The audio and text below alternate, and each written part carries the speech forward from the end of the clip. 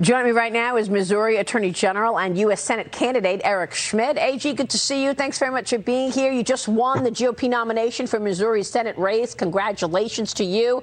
But first, I've got to get your take on these new buses and Eric Adams' response to these migrant buses, arriving in New York. Look, I mean, this is what the Democrats have been asking for, right? It's not just rhetoric. It's reality. We have open borders, and now you have Democrats in the Senate like Elizabeth Warren openly calling for amnesty for everybody who's the tens of thousands, the millions of people who've come here illegally. This is the America that they asked for. And so I don't know why they would object to having all the illegal immigrants on their doorstep. The reality is people understand intuitively this is a mess. It's a nightmare. It is a crisis at the border. And so instead of making, tough guy comments like that, the mayor, maybe he ought to get to the business of advocating Joe Biden do something about the border crisis that Joe Biden created. And there's a few things that can be done right away. Remain in Mexico policy should be reinstated. Thank God we won on our lawsuit on Title 42, which is about half the expulsions at the border. We need to finish President Trump's wall. There's a lot of things that can be done, but complaining about it at a podium when this is exactly what you've asked for doesn't do anybody any good. Yeah, and you've been suing this administration umpteen times to try to hold them to account for these derelictions of duties, particularly the border. Now we've got new details emerging this morning about the timeline that led up to this unprecedented FBI raid of former President Trump's Mar-a-Lago home. Fox sources are saying that the FBI agents would not allow Trump's lawyers to watch as they searched his South Florida residence, which, according to the New York Post, included searching Melania's closet. AJ, your reaction? This is unprecedented, and it's outrageous. I mean, the weaponization of the Department of Justice under this administration, Joe Biden and Merrick Garland, again, should concern every American. And you look and see what they're doing now to President Trump, a one-time political opponent, probably future political opponent, a former president. This raid of the personal residence. This is the same DOJ that went after parents who had the gall to show up to school board meetings. That's right. It's the same DOJ that's targeting gun owners in Missouri, and we're having to fight back. It's the same DOJ that looks the other way when individuals, a mob, is trying to intimidate Supreme Court justices. Even after an assassination attempt of Justice Kavanaugh, it's the same DOJ that's not doing anything about the Hunter Biden laptop story, which is a real national security threat. It's the same administration that now wants to weaponize the IRS with 87,000 new agents to harass, individuals across this country. It's completely out of control. It's unreal. And I think people are reacting to this. There's quite the backlash. I'm certainly feeling it on the ground. People don't want a government acting this way. Yeah. And to go after President Trump like this, again, it is unprecedented. It's outrageous. Yeah, and I'm told that the Gretchen Whitmer, quote unquote, kidnapping was also entrapment. I know that that case is still pending. But I'm with Lara Trump this morning here on set. Lara, jump in here.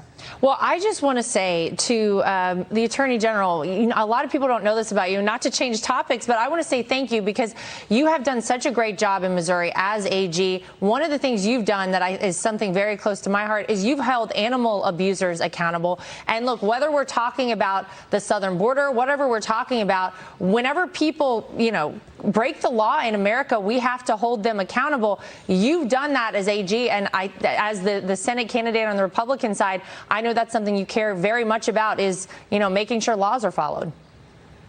Absolutely. I know it's a passion of yours. And again, this is a job. We are a country of laws.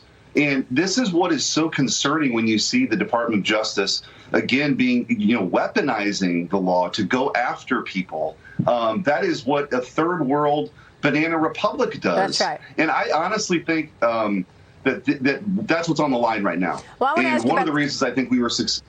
I'm sorry, please continue. We were successful, Maria, in this race was people want proven conservative fighters, reinforcements who are going to go to Washington and take a wrecking ball to the administrative state and hold some people accountable. Yeah, especially as this administration has done a whole of government approach toward its climate change agenda. You've recently launched an investigation into whether Morningstar violated state consumer protection law through its evaluations of ESG issues. You also sent a letter with the attorney generals of 18 other states to the CEO of BlackRock, Larry Fink. You're demanding answers on their ESG investing practices. Tell us what's at hand here. I know you're pushing back on woke ESG investing, and portfolio managers who are getting inquiries from the Securities and Exchange Commission are shocked. The SEC wants to know how much of all of these portfolio managers are ESG. What's the story here, AJ? Again, it's another example of government overreach. And so a lot of the issues we've talked about this morning, there's a common theme here, which is a government that's completely out of control. And so, what they're trying to do is to force these companies to adopt their woke ideology, abandon their duty as a fiduciary, right, to get the best return for investors. So this is a serious issue. The investigation that we launched against Morningstar is, going after companies, or I should say manipulating ratings for companies that are doing business in Israel. And so this is, again, a far-reaching effort by the left to manipulate markets, to get people, again, to genuflect to this woke ideology and abandon their fiduciary responsibility. And it's up to the states to push back right now. That's the last line of defense. And that's why, as Attorney General, have been so aggressive. And when we take the Senate and we take the House back, this November, I think we launch a slew of investigations of our own, including, by the way, bringing in Anthony Fauci to get to the bottom of gain of function research. All of these ridiculous forced masking and all the issues that they've taken. We're going to watch that. AG, stay with us for a second, because we've got live pictures right here. We are looking at Port Authority in New York City, and buses full of migrants now arriving in New York City from Texas. Let's look at who's on this bus, because the last bus that we were looking at, we all watched it and noticed that 75% of the people on the bus were young adult males. And, we're told that it's supposed to be families with kids. So we want to see who's on this bus. It is arriving now. Jerry Willis is in the middle of it all. Jerry, what can you tell us? What? We can point to the FDN live bus. All right. Good morning, Maria. Yeah, the buses, 2 of them, we're expecting 3, just arrived now.